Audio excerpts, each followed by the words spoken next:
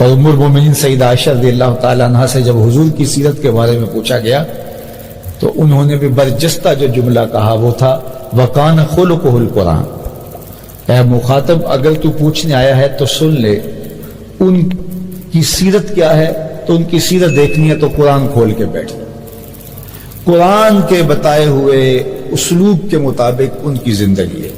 قرآن کی تھیوری کا اگر تم نے پریکٹیکل دیکھنا ہے تو وہ ذات رسالت مآب صلی اللہ علیہ وسلم کی حیات طیبہ ہے۔ تو یہ ہے حضور کی عظمتوں اور حضور کی رفتوں کا وہ بیان کہ جو الزام لگاتے ہیں وہ آج ایک الزام لگاتے ہیں تو کل اس سے ہٹ جاتے ہیں کہ نہیں یہ نہیں، تو پھر دوسرا الزام لگاتے ہیں اس سے ہٹ جاتے ہیں۔ تو آج بھی دنیا کے اوپر جو الزام حضور علیہ السلام کی ذات پہ لگاتے ہیں تو ان کی آپس گفتگو کے اندر تضاد ہے، کوئی کچھ بول رہا ہے کوئی کچھ بول رہا ہے۔ اور جہاں تک حضور کے کردار کی بات ہے تو کسی کے کردار کے حوالے سے برجستہ کوئی بات کہنا یہ اس کے کردار کی عظمت کی دلیل ہوتی ہے۔ یعنی کسی شخص کے بارے میں آپ کسی سے پوچھیں وہ کیسا ہے تو وہ سوچ کر بتائے کہ وہ اچھا ہے یہ ہے تو پھر بات اور ہے، اور وہ برجستہ اس کے بارے میں رائے دے تو پھر اس کا مطلب یہ ہے کہ اس کا کردار اتنا واضح اور چمکدار ہے کہ اس کے لیے اس کو تفکر ہی نہیں کرنا پڑا۔ اب ام المومنین سیدہ خدیجۃ الکبریٰ رضی اللہ تعالی عنہا کی گواہی دیکھی حضور علیہ السلام کے بارے میں۔ یہ برجستگی کی میں آپ کو مثال ایک دینے لگا ہوں کہ جب حضور علیہ السلام پر پہلی وحی کا نزول ہوا تو قرآن نازل ہوا تھا، اور قرآن نے کہا یہ کتاب تو پتھروں پہ بھی نازل ہوتی، یہ کلام تو وہ بھی پہاڑ بھی ریزہ ریزہ ہو جاتا، تو یہ تو قلب مصطفیٰ تھا جو اس کو سہار گیا، لیکن اس کے اثر حضور کے قلب اطہر پہ تھے، اور آقا کریم کا بدن پسینے سے شرابور ہو گیا۔ اور پھر حضور علیہ السلام کی کیفیت یہ تھی کہ حضور کو سردی لگ رہی تھی، تو واپس جب گھر آئے تو فرمایا زملونی، مجھے چادر اڑا دو۔ تو ام المومنین حضرت خدیجۃ الکبریٰ نے حضور کے اوپر شال ڈال دی، تو فرمایا کہ مجھے اپنی جان کا خطرہ ہے۔ تو ام المومنین نے جو کہا صحیح بخاری کے اندر کتاب بدء الوحی اٹھائیے گا، تو ام المومنین نے برجستہ جو جملے کہے وہ ذرا ملاحظہ کیجئے۔ انہوں نے کہا کلا ابشر واللہ لا یخزیک اللہ ابدا، آپ کو بشارت ہو، آپ کو خوشخبری ہو، میں اللہ کی قسم اٹھا کے کہتا ہوں آپ کا رب کبھی بھی آپ کو بے آبرو نہیں ہونے دے۔ یہ میں قسم اٹھا کے کہتی ہوں، یہ سیدہ خدیجۃ الکبریٰ کہہ رہی ہیں کلا ابشر واللہ لا یخزیک اللہ ابدا، آپ کو مبارک ہو، آپ پریشان تو ہیں لیکن آپ کو مبارک ہو، میں قسم اٹھا کے کہتی ہوں کہ آپ کا رب آپ کو کبھی بھی پریشان نہیں ہونے دے گا، بے آبرو نہیں ہونے دے گا۔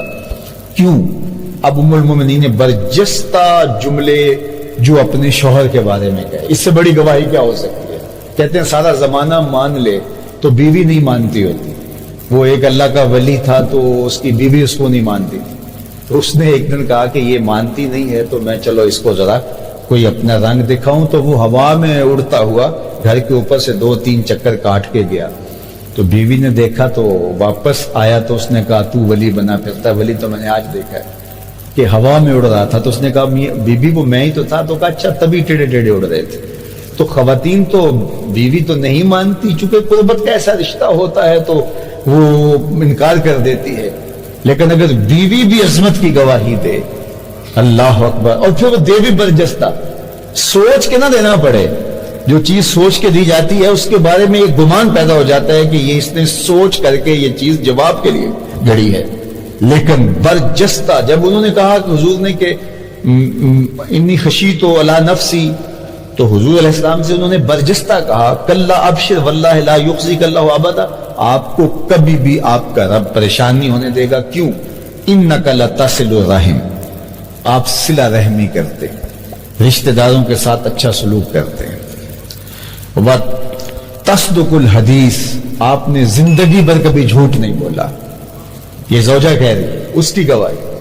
وتصدق الحدیث، آپ نے زندگی بھر کبھی جھوٹ نہیں بولا، آپ ہمیشہ سچ بولتے ہیں۔ وتحمل الکلہ، جس کا کوئی بوجھ نہیں اٹھانے والا اس کا بوجھ آپ اٹھاتے، وَتَكْسِبُ الْمَعْدُومِ جس کا کوئی کمانے والا نہیں اس کی ضرورت کو آپ پورا کرتے، وَتَقْرِ الضَّيْفَ اور مہمان نوازی کا حق ادا کرتے، وَتُعِينُ عَلَى نَوَائِبِ الْحَقِّ اور راہ حق کے اندر جو لوگ پھنس جاتے ہیں ان کی مدد کے لیے آپ کھڑے ہوتے ہیں۔ یہ 6 چیزیں ام المومنین نے حضور کے کردار کی نمایاں بیان کی، اور یہ 6 چیزیں کسی شخص کے خوبصورت کردار کی علامتیں ہوا کرتی ہیں، طریق اور یہ عمل۔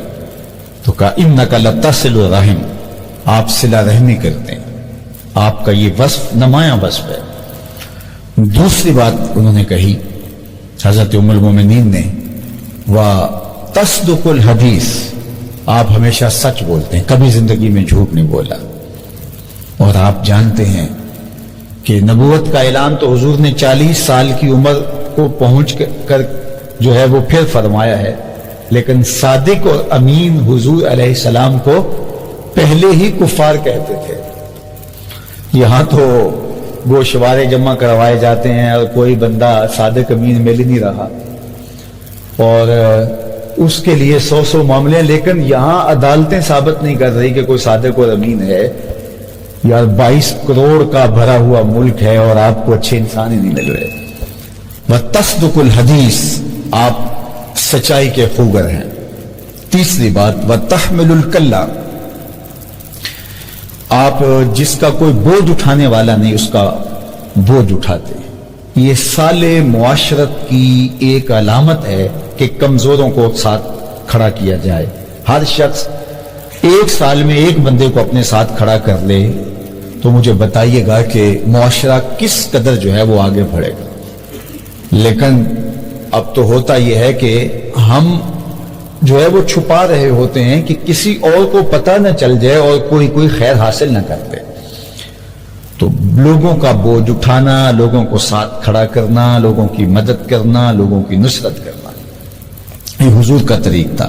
اور چوتھی بات فرمائی وَتَقْسِبُ الْمَعْدُومِ جس کا کوئی کمانے والا نہیں ہے اور جو کمانے کی اہلیت نہیں رکھتا ہے اس کے لیے آپ کو عزیزوں کو، اچھا ان میں ایسے بھی ہیں جو الٹا آپ کو لگتا ہے کہ یہ ہے بھی میرے ساری زندگی مخالفت کرتے ہیں تو میں نے ان کو نواز دیا، یہ میرے برابر آ گئے، یہ پھر بھی مخالفت کریں گے، کرتے رہو۔ تمہیں حکم ہے سل من قطعک وات من حرمک وتقسب المعدوم، یہ حضور علیہ السلام کا چوتھا وصف ہے جو ام المومنین بیان کر رہے ہیں۔ اتنا ستھرا انسان، اتنا پاکیزہ انسان جو معاشرے کے لیے اتنا نافع ہے۔ اور پھر 5ویں چیز ارشاد فرمائی وتقر الضیف اور مہمانوں کو کھانا کھلانا، یہ آپ کا مزاج ہے۔ یہ 5واں وصف ہے۔ مہمان آئے تو خوشی چاو چڑھ جائے کہ مہمان آ گئے، یہ نہیں ہے کہ مہمان اپنی قسمت کا رزق تمہارے دسترخوان پہ کھاتا ہے اور ثواب تمہیں دے کے جاتا ہے، اور جب آتا ہے تو رحمتیں لے کے آتا ہے، جب جاتا ہے تو برکتیں چھوڑ کے جاتا ہے۔ اس لیے مہمان گھر میں آئے تو ایک چاو چڑھ جانا چاہیے، خوشی چڑھ جانی چاہیے۔